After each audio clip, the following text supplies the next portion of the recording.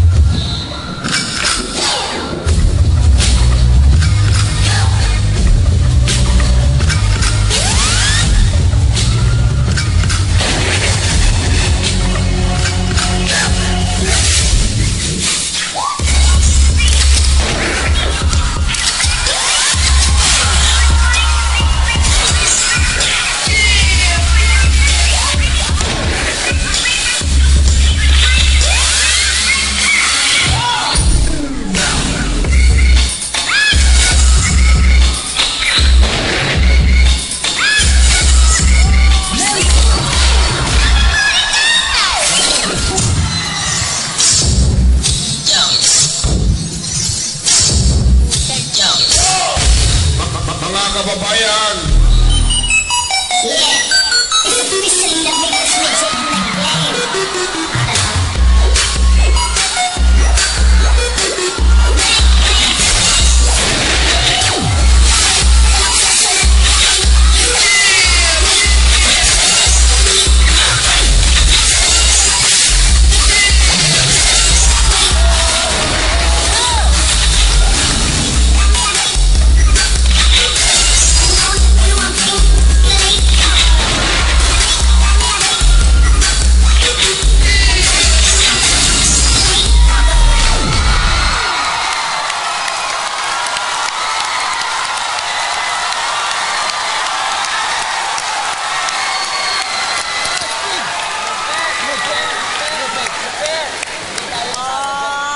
Ang galing nyo, ha?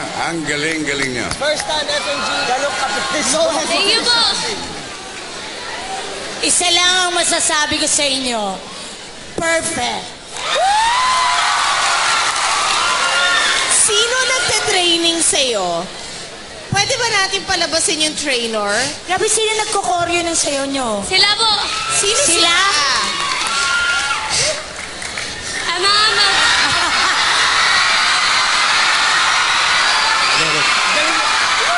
Lobo.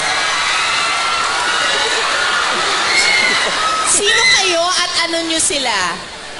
Mga trainers po kami, mga kapitbahay namin sila. Paano nyo sila nahanap?